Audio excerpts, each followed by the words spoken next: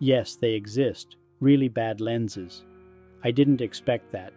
There's always something to appreciate in a lens. Not this one. The lens is very heavy and looks impressive, but the performance is poor. The only thing positive is the easy, logical operation of the macro function. Blur in the middle of the lens.